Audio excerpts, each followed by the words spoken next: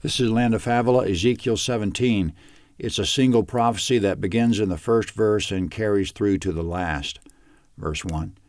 Yahweh's word came to me, saying, Son of man, tell a riddle, and speak a parable to the house of Israel, and say, Thus says the Lord Yahweh, a great eagle with great wings and long feathers, full of feathers, which had various colors, came to Lebanon and took the top of the cedar. He cropped off the topmost of its young twigs and carried it to a land of traffic. He planted it in a city of merchants. He also took some of the seed of the land and planted it in fruitful soil. He placed it beside many waters. He set it as a willow tree. It grew and became a spreading vine of low stature, whose branches turned toward him, and its roots were under him. So it became a vine, produced branches, and shot out sprigs. Comment in verse 2, Yahweh says he'll speak a riddle and parable. The riddle and parable run to verse 10, then Yahweh will explain it. The parable has to do with the years of about 597 BC to 586 BC, which was the 11-year reign of King Zedekiah of Judah, the last king of Judah. We'll need to know his history before we go on. It's all in 2 Kings, 2 Chronicles, and Jeremiah. In 597, Nebuchadnezzar, king of Babylon, set siege to Jerusalem and conquered it. He had conquered it before. This was the second time.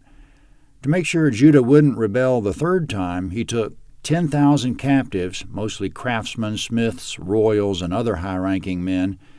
His point was to weaken Judah's ability to make weapons of war, to weaken Judah in terms of leadership, and to have hostages with which he could use as leverage. Among the captives was 18-year-old King Jehoiachin of Judah. In his place, Nebuchadnezzar installed Zedekiah of the royal house of Judah and made him his vassal. Of course, Nebuchadnezzar made Zedekiah swear allegiance to him and to Babylon, so Nebuchadnezzar departed from Jerusalem and probably felt he had done enough to keep Judah under subjection. Surely Judah wouldn't rebel against him any time soon. But now enter the false prophets. They left Zedekiah with the impression he could rebel and everything would be okay, Jeremiah 14:13 and 28:2. Jeremiah and the other true prophets were in Zedekiah's ear, telling him that rebellion would be a catastrophe, but Zedekiah listened to the false ones. He defaulted on his obligations to Nebuchadnezzar and reached out to the king of Egypt. That was where things stood when Yahweh delivered this prophecy.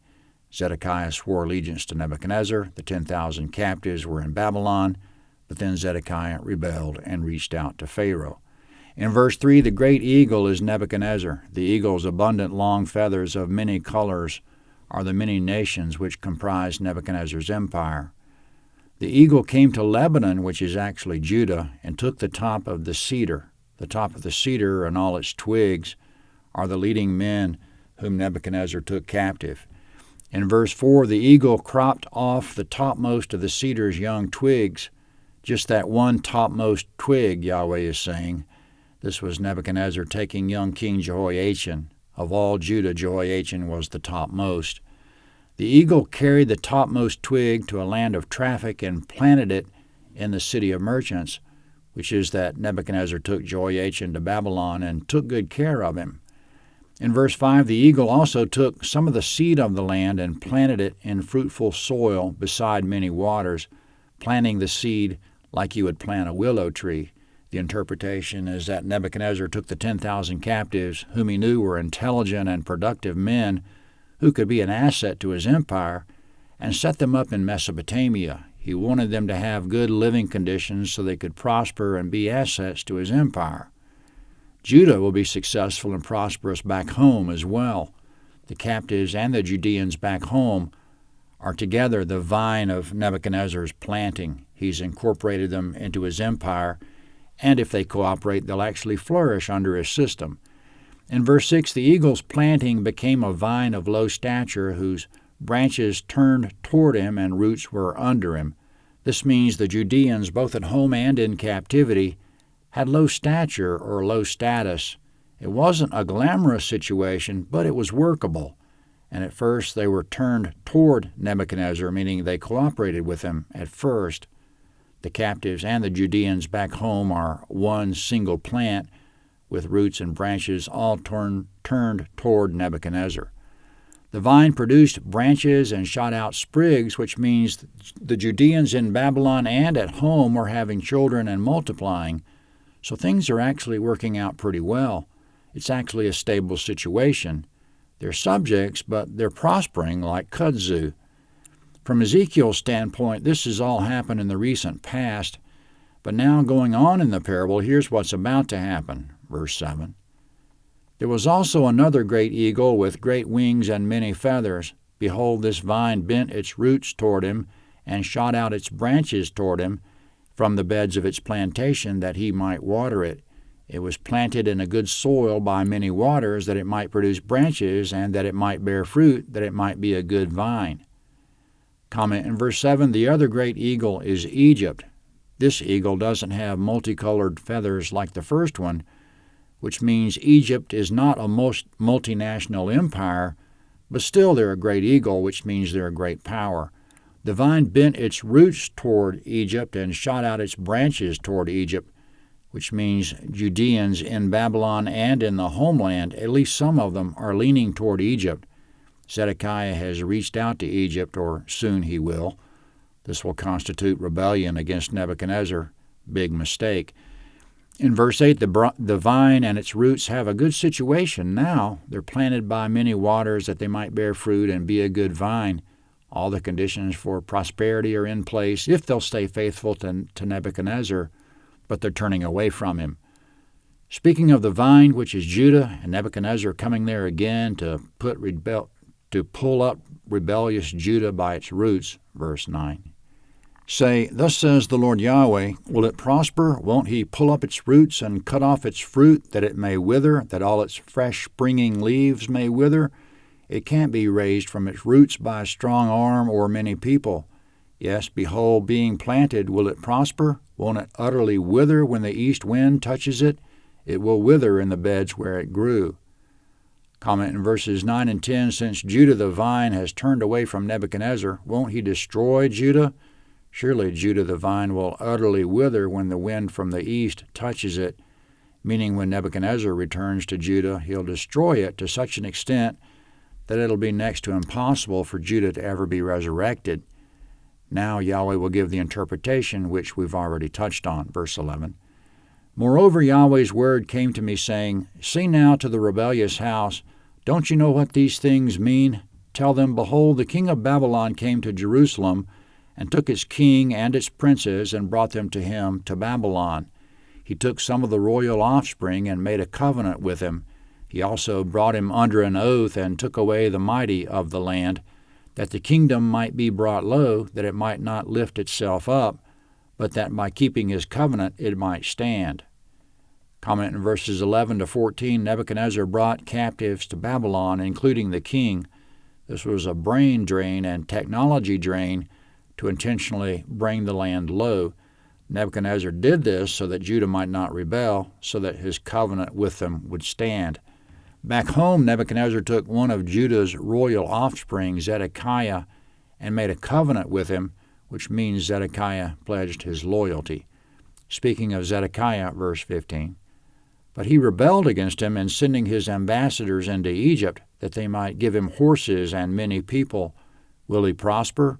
Will he who does such things escape? Will he break the covenant and still escape? As I live, says the Lord Yahweh, surely in the place where the king dwells who made him king, whose oath he despised, and whose covenant he broke, even with him in the middle of Babylon he will die. Pharaoh with his mighty army and great company won't help him in the war when they cast up mounds and build forts to cut off many persons, for he has despised the oath by breaking the covenant, and behold, he had given his hand, and yet has done all these things. He won't escape. Comment in verse 15, Zedekiah has rebelled from Nebuchadnezzar by sending ambassadors to Egypt, that the Egyptians might send horses and troops. Will Zedekiah get away with breaking his oath to Nebuchadnezzar? In verse 16, as I live, says Yahweh, Zedekiah will die in Babylon, end quote. In fulfillment, Nebuchadnezzar will capture Zedekiah, bring him to Babylon by force, and keep him there the rest of his days, Jeremiah 34, verses 2 to 5, and Jeremiah 39, 7. In verse 17, Nebuchadnezzar will come to Jerusalem again, cast up siege works, and Pharaoh will be of no help. In verse 18, because Zedekiah has broken his oath to Nebuchadnezzar, God will deliver him to Nebuchadnezzar. He will not escape. Verse 19, therefore, thus says the Lord Yahweh, as I live, I will surely bring on his own head my oath that he has despised, and my covenant that he has broken.